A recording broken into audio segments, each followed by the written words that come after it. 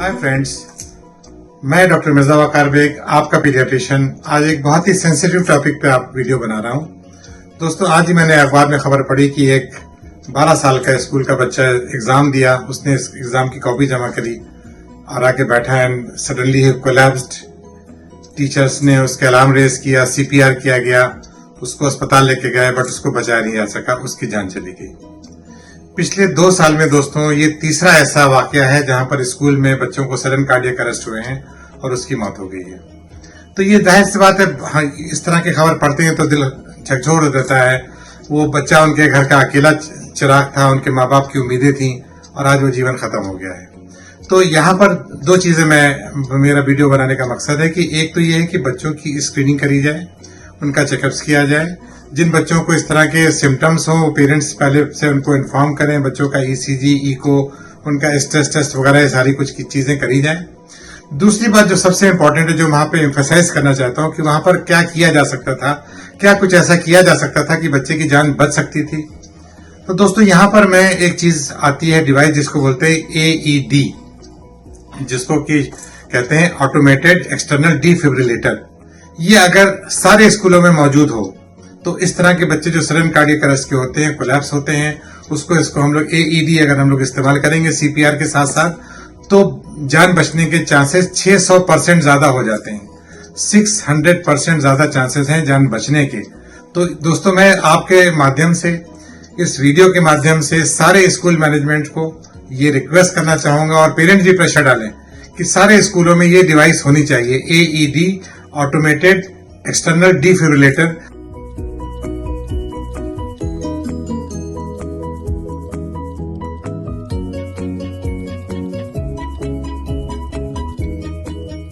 जो कि electric shock दिया जाता है उसमें, ठीक है ना। तो उससे बच्चे का हार्ट रिवाइव हो सकता है, क्योंकि ज्यादातर जो बच्चों में जो डेथ होती है वो सडन कार्डियक अरेस्ट की वजह से होती है। हार्ट अटैक नहीं होते बच्चों में।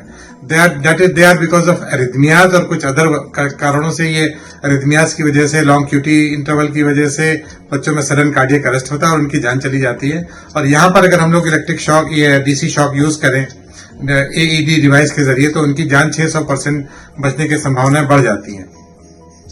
तो ये AED डिवाइस क्या होती है, इसको कैसे यूज कर सकते हैं, इसके बारे में मैं आपको ये बताना चाहता हूं कि इसमें इसमें 2 पैड्स होते हैं, जो कि एक राइट साइड में क्लेविकल के नीचे लगाया जाता है, दूसरा लेफ्ट साइड में आपके हार्ट के नीचे की तरफ, रिब्स के केज के ऊपर लगाया जाता है।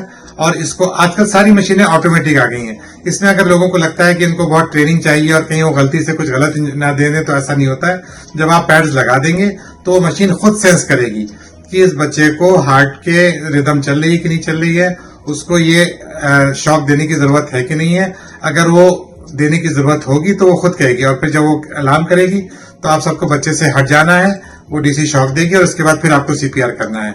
उसके बाद फिर भी अगर हार्ट रिवाइव नहीं होता है तो it can be given again. तो यहाँ पर ये चीजें हैं। अगर आपके पास अडल्ट पैड्स हैं और छोटे पैड्स नहीं है कि दोनों आपस में टच कर रहे हैं, तो बच्चे के लिए एक पैड सामने और एक पैड उसके बैक में लगा सकते हैं, स्कैपुला के बीच में। तो इस तरह से आप बच्चों को और बड़ों को डिफिब्रिलेशन करके उनकी जानें बचाई जा सकती हैं।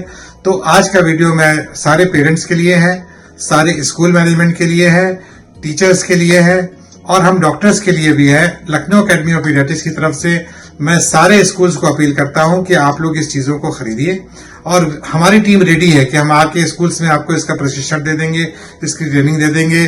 CPR की ट्रेनिंग ऑलरेडी हम लोग स्कूलों में जाके करते रहते हैं, बट AED की प्रैक्टिस, इसको कैसे इस्तेमाल करना है, ये भी हम लोग एक लाइव डेमोस करके सारे स्कूल के टीचर को और बच्चों को सिखा सकते हैं, ताकि बच्चों की जानें बचाई जा सकें। दोस्तों, ये बहुत इंपॉर्टेंट वीडियो है, इसको आप सारे लोगों को शेयर कीजिए और AED डिवाइस सब स्कूलों को रिक्वेस्ट कीजिए। सारे पेरेंट्स स्कूलों पे प्रेशर डालें कि साहब ये बताइए कि आपके पास ये ऑटोमेटेड एक्सटर्नल डिफिब्रिलेटर है कि नहीं है।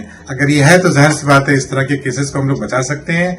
और दूसरी चीज ये है कि एक ग्लूकोमीटर भी जरूर रखें, बच्चों का शुगर भी जरूर चेक कर लें। कभी कभी हाइपोग्लाइसीमिया से भी बच्चे, जैसे अगर रात में बहुत एक्सरसाइज कर ली है बच्चे ने, या दिन में बहुत पीटी स्कूल में हो गई है, एनुअल डे की परेड चल रही है और बच्चे ने नाश्ता नहीं किया, तो सडनली कभी कभी हाइपोग्लाइसीमिया से भी बच्चा बेहोश होकर गिर सकता है। तो एक ग्लूकोमीटर और एक AED डिवाइस सारे स्कूल्स में होनी चाहिए। टीचर्स को और सीनियर बच्चों को CPR सबको सीखना चाहिए ताकि वो लोग बच्चों की जान बचाने का पूरा प्रयास कर सकें। ठीक है दोस्तों, तो ये मेरा वीडियो सभी लोगों को शेयर कीजिए और अभी तक आप लोगों ने अगर मेरे चैनल को सब्सक्राइब नहीं किया है तो मेरे चैनल को सब्सक्राइब कीजिए, क्योंकि इसी तरह की यूजफुल वीडियोस मैं आपके लिए बनाता रहता हूँ। अगले वीडियो में इंशाल्लाह आपसे फिर मुलाकात होगी। Bye bye, take care, see you.